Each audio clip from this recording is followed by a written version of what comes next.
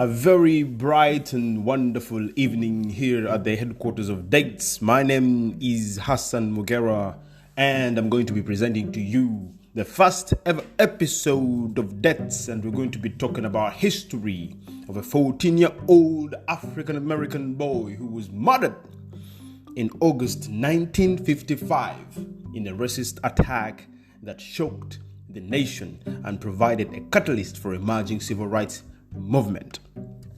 Mbaniriza nnyo ku podcast yaffe sose ennaku z'omwezi. Today, sorry for those of you guys who don't speak Luganda, is the 27th of June 2020. This is our first ever episode of Dates. Now, ennaku z'omwezi 27 mu mwezi gw'omukaaga mwaka gwa 2022.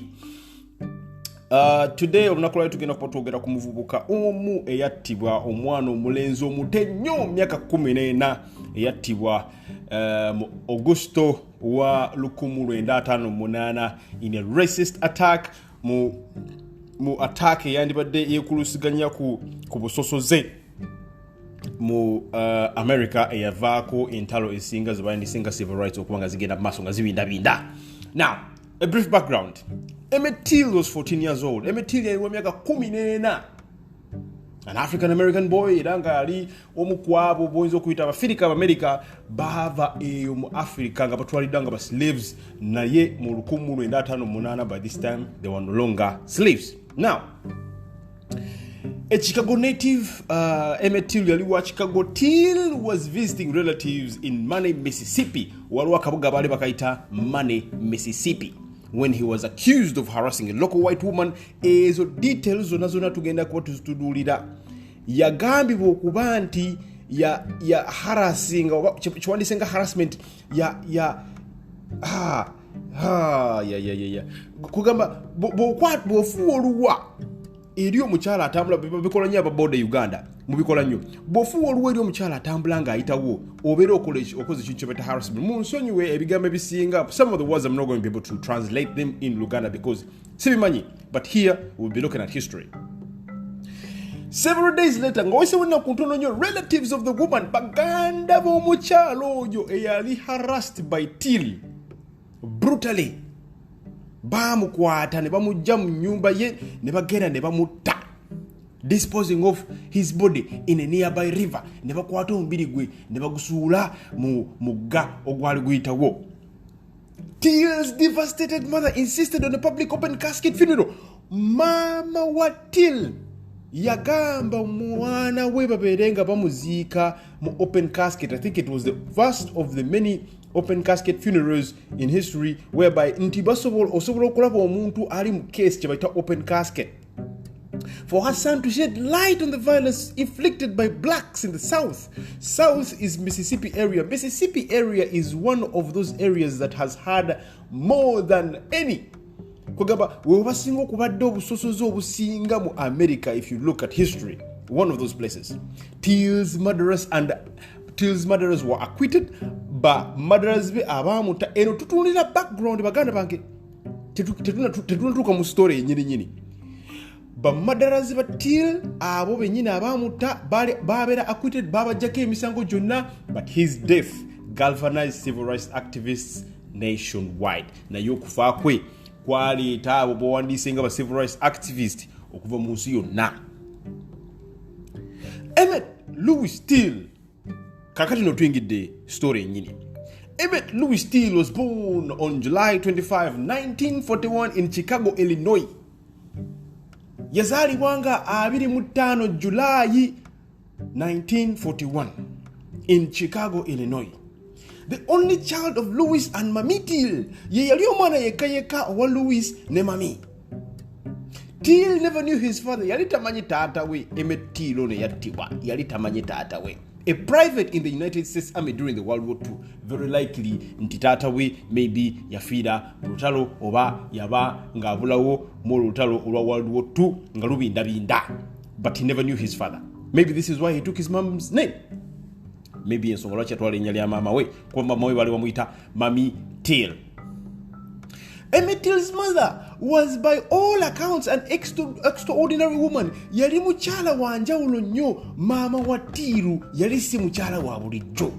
While raising Emmet Till as a single mother, she worked long hours. Bwayalinga abukuza yakolanga essaawa mpanvu ennyo nnyingi for the Air Force as a clerk in charge of secret and confidential files. Era yakola mweyo office etereka ebintu ebiri confidential n'ebyama kugamba ebintu ebitagenda genda mu public nnyo ebintu ebirina okuba nga bikuumibwa mu bukusifo mu office akamu naye yakola nnyo era ng'akolera ddala.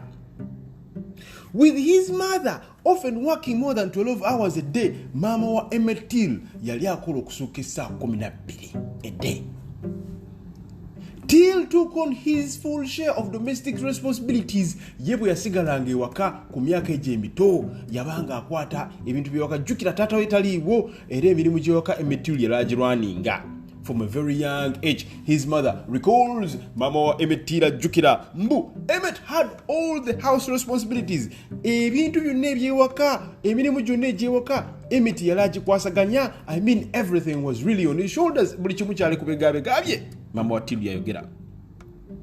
And Emmet took it upon himself. He told me if I would work and make the money, he would take care of everything else. Yagamba nsinga mama aberanga akola sente yajja kusigala ewaka aberenga akwasaganya buli kimu. He cleaned, he cooked quite a bit.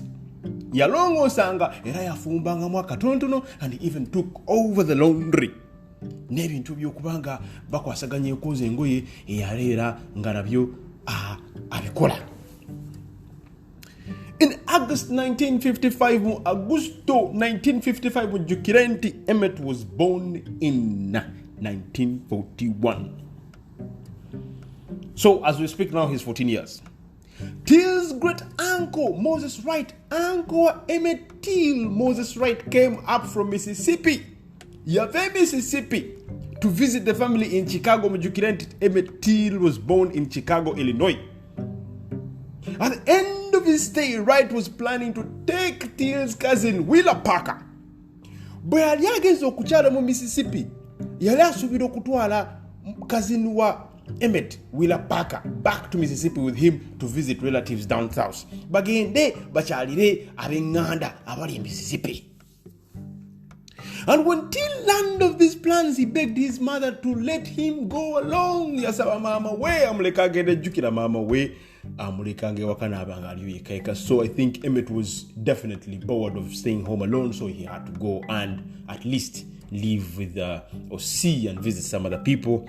Abenenga azanya moko nabo, whatever the reasons was, but he begged his mother to go and stay in Mississippi. 3 days after arriving in Mane, Mississippi, so there was no scarf of American agenda. 3 days ago, na kusatunga tusemo Mane, Mississippi on the August of 25th, 1955. Ngatusemo Mississippi, Augusto Abirimunya, 1955. Emmet Till and a group of teenagers entered Bryant's grocery and meat market to buy refreshments after a long day picking cotton in the hot afternoon sun. Ng'olunaku luyiseewo olunaku oluzite nnyo, olunaku oluwanvu ennyo nga babadde bakungula pamba. Abaana bano bagenda mu kagrosare akatunda ennyama n'ebintu by'okkozesa ewaka basobole okuba nga bagula ku refreshments oba ebyokunywa. What exactly transpired in the grocery store that afternoon will never be known. Ebintu ebyali mu grocery store mutuntu eryo tetuli bitegeera. Till purchased bubblegum. Emmet Till yagula bubblegum, and some of the kids with him would later report that he either whistled at, flirted with, or touched the hand of the store's white female clerk. Wulira kano. Abaana abalina ye bagamba mbu yafuuwa oluwa. Ate nga bagamba oba kuba tebakakasa mbu oba yafuuwa oluwa. flattered with oba n'abanga asaagirizaamuuko naye mu mbeera eraga nti ali attracted ku mukazi ono omwana omuto wa myaka 14 touched the hand of the store's white female clerk. I need you guys to know njagala mumanye nti in 1955 mu mwaka ogw'olukumu the mixture of white and black was seen as an abomination, let alone nti abo abaddugavu ebiseera baali bakava mu kibuta slavery, they were owned as animals and property. So if indeed Emmet Till yakwata ku mukyalo ono era akoze ekivve ky'amaanyi nnyo, even today ne mu ssaawa za leero, it would still be a big problem. I mean, they would say that you're getting into your personal space. Omuntu ajja ku accusing God to get into their personal space.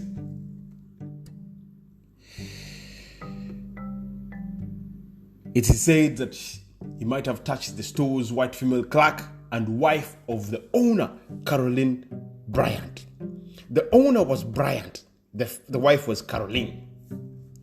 4 days later, at approximately 2:30 in the morning on August 28th, I need you to remember Emmet Till arrived in Money, Mississippi on August 24, 1955. Nga wasewena kunya ku ssaawa nga 8:30 ez'ekiro, Roy Bryant, Caroline's husband. Roy Bryant, Caroline's husband. Roy Bryant nyini grocery. Atenga yebbawa Caroline gwe bakwatako. And his half brother ne muganda we, J.W. Miller, kidnapped Till from Moses Wright's home. Bagenda ne bakwata Till ne bamugjewa uncle we yali amulese Money, Mississippi okukyala. They then beat the teenager brutally. Ne bamukuba bubi nnyo. Dragged him to the bank of the Tallahatchie River. Ne bamuwalula ne bamutwala ku Tallahatchie River. Shot him in the head ne bamukuba ekyasi mu mutwe. Tied him with a barbed wire ne bamusiba sengenge to a large metal fan, ku fan eyekyuma enene, and shoved his mutilated body into the water. Ekigendero ky'okumusiba ku fan enene eyekyuma baali baagala bamuteeke mu mazzi omwo asobole okuba nga bbira nga takomawo. Ne bamuteeka mu luzzi nabbira. Till's body was shipped to Chicago, where his mother opted to have an open casket funeral with Till's body on display for 5 days. Omubiri gwa Till bwe gwazuulibwa baagutwala mu Chicago. Mama we n'alagira nti afune open casket aberenga alaba, ogamba baberenga bamulaba buli omu agenda okubanga omuziika aberenga bamulaba. I want you guys to go and look for these videos because they're there. This was history. Till's body was on display for 5 days. But then, did you know in 2009, the original glass-topped casket that Emmet Till was buried in was acquired by the Smithsonian's National Museum of African American History and Culture? Maybe not. Go down and Google it. Wali okimanyi nti mu 2029, not so far away, it's about 11 years ago, the original glass-top casket ye nyini omwali Emmet Till mu 1955 gye bamuziikamu yatwalibwa mu National Museum of African American History and Culture gye bayita Smithsonian. Okweyongerayo, thousands of people came to the Roberts Temple Church of God to see the evidence of this brutal hate crime. Abantu bangi nnyo bajja okulaba evidence eno ey'obutemu obw'ekika ekya waggulu n'obukyayi.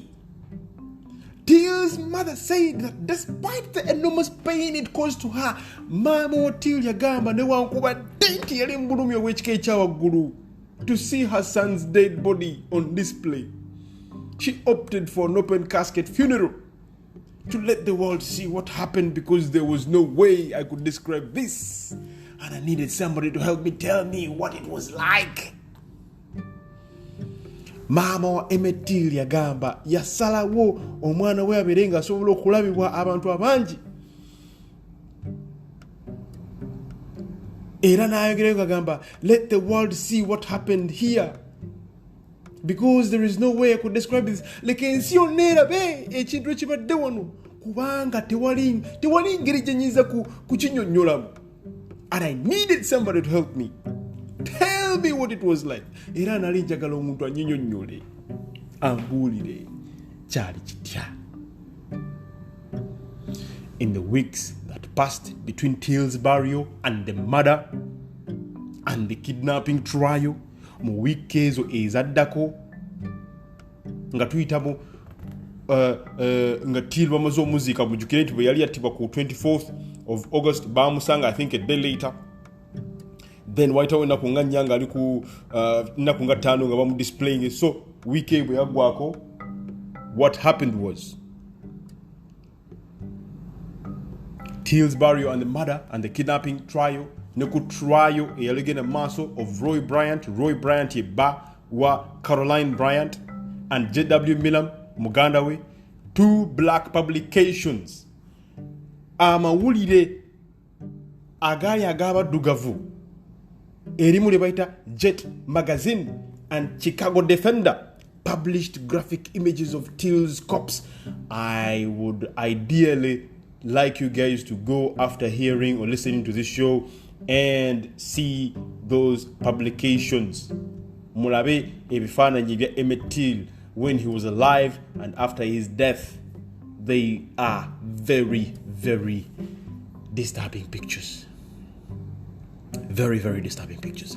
By the time the trial commenced on September 19th, mu September 19 nga trial etandise, Emmet Till's mother had become a source of outrage.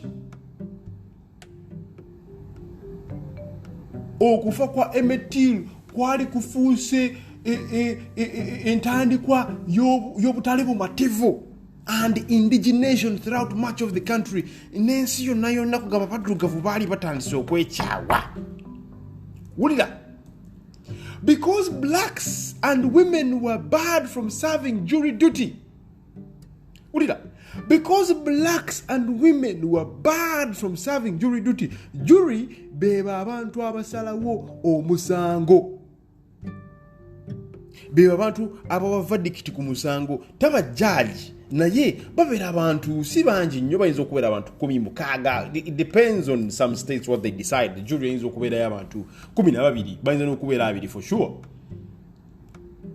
Jury eyebiseera byetekkiriza bakyala nabaddugavu, kugamba baddugavu oli mukyala oba omusajja tokkirizibwa, ate oba oli muzungu ng'oli mukazi tokkirizibwa ku jury, which has changed as we speak now. Bryant and Milam were tried before an all-white, all-male jury.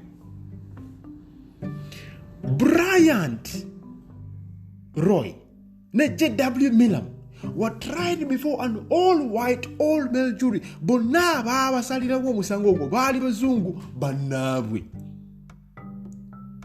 baali basajja nga bo. In an act of extraordinary bravery, Moses Wright, Uncle Emmet, took the stand and identified Bryant and Milam as Till's kidnappers and killers. Mu buvumu obw'ekika ekyawaggulu, Moses Wright, Uncle Emmet yayimirira mu kooti n'asonga mu Bryant ne Milam as Emmet Till's kidnappers and killers. At the time, ku ssaawa ezo, it was almost unheard of for blacks to openly accuse whites in court. Kyali tekiwulikikangako, kyova olaba kyali kyabuvumu nnyo of a black to openly accuse whites in court. And by doing so, era bwe yakola ekyo, Wright put his own life in grave danger. Uncle wa Emmet Till yateeka obulamu bwe mu danger ey'ekika ekyawaggulu. Despite the overwhelming evidence of the defendant's guilt, wadde nga waliwo evidence y'amaanyi nnyo ku Roy Bryant ne J.W. Millan, nti bali guilty, and the widespread pleas n'okusaba kwali ennyo kungi nnyo for justice from outside Mississippi, mu counties ezaali ebweru wa Mississippi, nga basaba nti justice should prevail, bakwate Millam ne Roy babeere nga bakangavula. On September 23rd, jukira nti omusango guno gwatandika nga 19 September. Tewaisera nnaku zisukka mu 5. On September 23rd, the panel of white male jurors, bano ba jury abaali abasajja abazungu, acquitted Bryant and Millam of all charges. Babajjako emisango gyonna. Bagamba Millam ne Bryant baali tebalina musango. Their deliberation lasted a mere 67 minutes. Muwulira emisango gigenda mu maaso ne bagamba oli yarepinze omuntu omusango ne dragging on for a year. This particular case lasted for only 67 minutes. What a shame. Only a few months later, in January 1956, this is a year after. Actually, just a few months after. In 1956, Bryant and Millam admitted to committing the crime. Bakkiriza nti omusango bagukola, protected by the double jeopardy laws, waliwo amateeka gaali gabakuuma. They told the whole story of how they kidnapped and killed Emmet Till to Look magazine for $4,000. Bakwata story yawe ne bagitunza emu ku magazine ebiseera ebyo. Magazine eyo yabawa $4,000. That was a lot of money in 1955. It was a lot of money in 1955. Sente zaali nyingi nnyo. Coming only a year after the Supreme Court's landmark decision in Brown and v. Board of Education. So there was a case where Brown versus Board of Education mandated the end of racial segregation in public schools, where racial segregation in public schools. Till's death provided an important catalyst for American civil rights movement. Okufa kwa Emmet Till kwateekawo kewandisinga catalyst oba munyo kayongeramuko kasukali mu American civil rights movement. Abo nabona bali bagala okulwanira civil rights. One of the civil rights, some of the civil rights activists, there is Martin Luther King and the likes of Malcolm X. Nabalala manji nyo shall be seeing those people in the future on dates. Don't forget that we're still on dates, which is a very, very different of all the podcasts you've had. And even more, it is in both English and Luganda. We'll be looking at dates in history and see where we've come from and how all that history has been able to shape humankind, where we've come from and how we've been able to find solutions to all these problems. Now, do not forget, one of the problems we have in this world is race. Is how people perceive race or racism. In 2017, over 50 years after the murder, nga waisewe myaka 5 n'omusobyo mu 2007, the woman who claimed Till harassed her. Oh my God. Omukyala eyagamba nti Till yamuharassing, ekigambo harassment nabaga sina explanation yakyo mu Luganda. Era yasobola okunyamba nja kuba ready. I'll be happy to listen. Reencounted parts of her account. Kwagaba yayogera yaddamu okemabega n'agamba ebintu ebimu ebintu byemu bye nayogera mu 1955 byandibanga si bituufu. Speaking to a historian, bwe yali ayogera n'omu ku abo abantu ebyabafaayo, then she was 72 years old. Caroline Bryant yalina emyaka 72 mu 2007. Old Caroline Bryant Donham admitted Till hadn't grabbed her. At 72 years old, Caroline Bryant admitted Till hadn't grabbed her. Yakkiriza nti Till teyamukwatako. Era mbigambo byagamba, nothing that boy did could ever justify what happened to him. Teri kintu mulenzi oyo kye yakola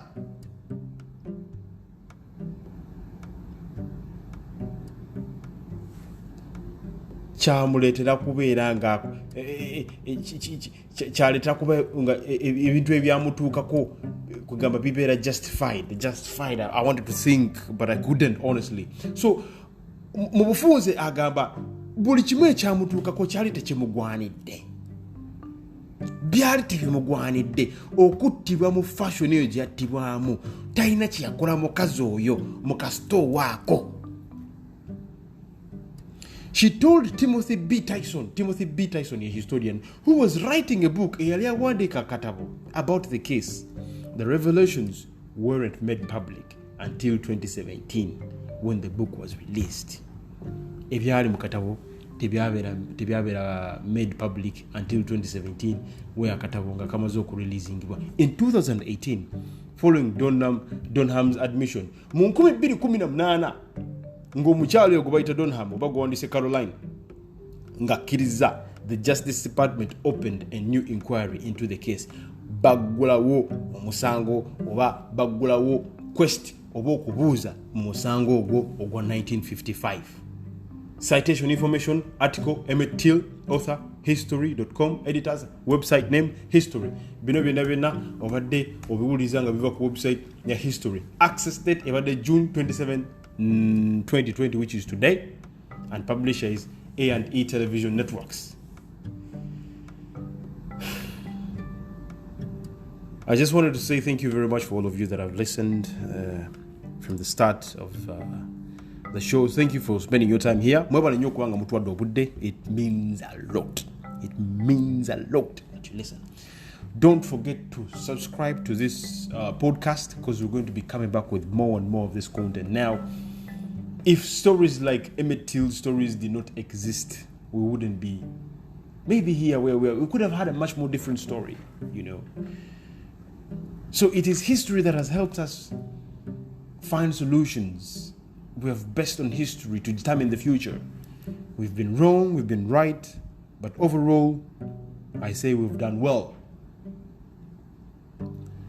Sigenda kubanga mbasusa wano baganda bange muna abampuliriza mbadde omuweereza wamwe Hassan Mugera Black, era nga nja kuba nkomawo mu bbanga etali yawala nnyo okubanga mbawa ku dose ya history empya. Mbagala nnyo, musule bulungi, mweraba.